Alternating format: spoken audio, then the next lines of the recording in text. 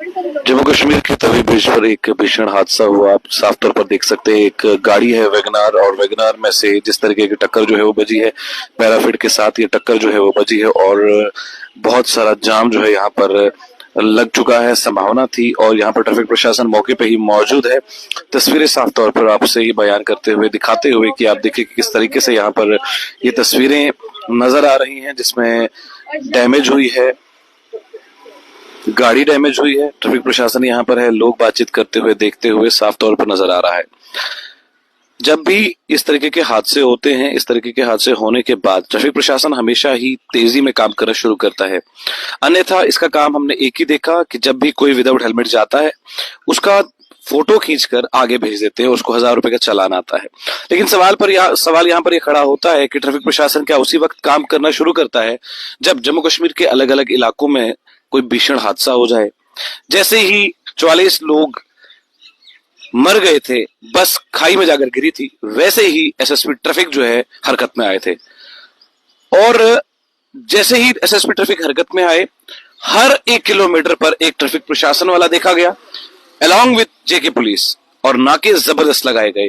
3 दिन के बाद जब मीडिया की नजरों से वो हादसा टल गया और एसएसपी साहब ने भी देखा कि अब मीडिया खामोश है, तो ट्रैफिक प्रशासन भी खामोश हो गया। लेकिन यहाँ पर जम्मू में एक प्रॉब्लम यह है कि यहाँ पर जो ओवरलोडेड गाड़ियां हैं उनको कोई नहीं देखता। उन्हें कोई नहीं देखता कि आप ओवरलोड क्यों ला रहे हैं। आप उन ड्राइवर्स को देखते हैं जिनको सीट बेल्ट नहीं लगी है। आप उस चालक को रोकते हैं, स्कूटी और बाइक वाले जिसको हेलमेट नहीं लगा होता है। लेकिन आप ये काम क्यों नहीं करते? अब सेम मैं आपको बताता हूं, भटिंडी मोड़ के पास ट्रैफिक कर्मचारी जो है वो सुबह 3-4 फोटोग्राफ्स खींचते हैं और भेज देते हैं, और पूरे दिन वहां पर ओवरलोडेड गाड़ियां चलती हैं, ओवरलोडेड मेटाडोर्स जाती हैं, लेकिन उनका कोई भी फोटो नहीं आता। और उसके बाद जब मीडिया सवाल उठाती है कि कोताही और गलती कहां पर हुई, तो फिर कहते हैं ट्रैफिक प्रशासन का साथ दें। अगर इस तरीके से इन हरकतों पर अगर आप ये समझेंगे कि ये हाथ से रुकेंगे, तो ये रुकने वाले नहीं है।